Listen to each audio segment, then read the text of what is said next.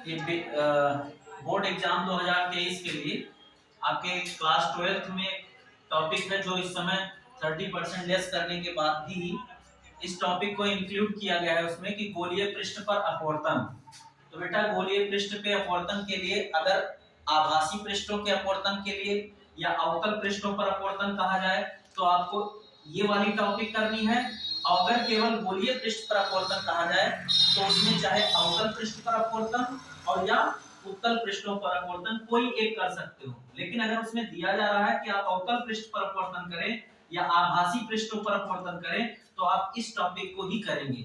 इसमें क्या है कि ये गोलीय पृष्ठ कांच के किसी खोखले गोले से हमने एक पृष्ठ ले लिया, ये कांच का खोखला गोला है, उसका ये पृष्ठ हमने ले लिया अवतल पृष्ठ। ठीक, इसी पृष्ठ को हमने यहाँ लिया है, इसमें हमने कोई बिंदुवत वस्तु रखी है जो ऑब्जेक्ट है ओ पर है, ठीक है, और यहाँ पर इसका वक्रता केंद्र है। हमने ऑब्जेक्ट जो वस्तु था उससे एक किरण आपतित कराई अवतल पृष्ठ पर, जो विरल माध्यम से सघन माध्यम में जब प्रवेश की तो अभिलंब की ओर झुक गई। दूसरी वक्रता केंद्र से एक हमने किरण आपतित कराई, जो वक्रता केंद्र से किरण आपतित हुई वो वक्रता त्रिज्या कहलाती है, और जो परिधि पर एक लंब होता है ये थीटा डिग्री पर ये कोण बना रहा है, थीटा कोण। अब यहां से क्या हुआ कि यहां से अगर क्योंकि दो परावर्तित किरणें कहीं प्रतिबिंब बनाती हैं तो यहाँ पर तो प्रतिबिंब बनने का कोई चांस ही नहीं, क्योंकि हमको दो परावर्तित किरणें प्रक्षेपित नहीं करती हैं। तो हमने ये किरण हमारी गई थी वस्तु से, इसको हम पीछे लेकर के आभासी मतलब पीछे लेकर के आते हैं तो यहाँ पर इनको इस बिंदु पर ये काट रही है और यहीं पर प्रतिबिंब बनता है जो आई इमेज होता है। ठीक है, तो इसी आधार पर हमने इनका कोण कर लिया कि ये O से और M के बीच का कोण अल्फा है, M से I के बीच कोण बीटा है, M से C के बीच कोण थीटा है, ये बिंदु P है जो प्रकाशिक केंद्र है। तो इसी आधार पर हम एक स्नेल के नियम से हम जानते हैं कि म्यू बराबर साइन I बटा साइन R। यहाँ क्या है कि ये कोण I है और ये कोण R है, ये आपतन कोण है और ये अपवर्तन कोण है, ये दोनों बहुत ही न्यूनतम कोण है। और जब न्यूनतम कोण होता है तो उसकी ज्या नहीं लिखी जाती है, अर्थात साइन को हटा देंगे हम, तो म्यू बराबर I अपान R। हमने क्या किया कि I की वैल्यू निकालने के लिए क्रॉस मल्टीप्लाई करके I इक्वल टू 1 कर लिया और इसके बाद में म्यू इनटू R, I बराबर हमको म्यू इनटू R मिल गया। यहां से हम समीकरण 1 प्राप्त कर लिए। अब हम क्या देखते हैं कि त्रिभुज एक इसमें ट्रायंगल लेते हैं MOC, अर्थात MOC यहां से ये त्रिभुज हमको मिलता है और इसमें क्या होता है कि ये y कोण है। तो हमने त्रिभुज के नियम में क्या पढ़ा है कि एक बहिष्ठ कोण त्रिभुज के अंतः दूरस्थ दो कोणों के योग के बराबर होता है। ठीक है, तो ये जो बहिष्ठ कोण थीटा है ये इन दो कोणों के योगफल के बराबर होगा। ये बहिष्ठ कोण दो अंतः कोणों के योग के बराबर होगा, अर्थात थीटा बराबर I प्लस अल्फा। तो हमने I को रोक लिया और इधर अल्फा पक्षांतर कर दिया तो थीटा माइनस अल्फा। यहाँ से क्वेश्चन नंबर 2, यहीं से हमने बीटा का मान निकालने के लिए क्या किया कि इसमें हमने एक त्रिभुज फिर लिया MIC, इसमें भी थीटा बहिष्ठ कोण है तो इसका बीटा प्लस R, ये R अपवर्तन कोण है तो इसमें थीटा बराबर बीटा प्लस R, वही नियम।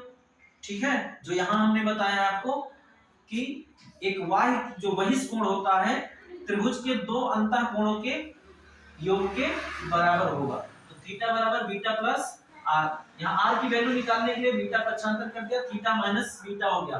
समीकरण 2, ये समीकरण 3, ये से I व R का मान समीकरण 1 में रखने पर ये हमारा समीकरण 1 था और समीकरण 1 ये I बराबर म्यू इनटू R, हमने ये मान रख दिया। तो जब ये मान रखा तो हमको क्या मिला थीटा माइनस अल्फा।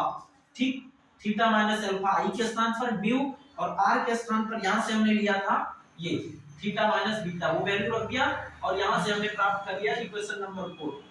ठीक, अब हम इनमें कुछ जो हमारे पास थीटा अल्फा थीटा बीटा इनके मान को निकालने के लिए हम फिर इस त्रिभुज में देखते हैं, हम अपने जो मेरा फिगर है उसी पर देखते हैं कि कोण बराबर, हमने देखा है कि कोण बराबर होता है चाप बटे त्रिज्या।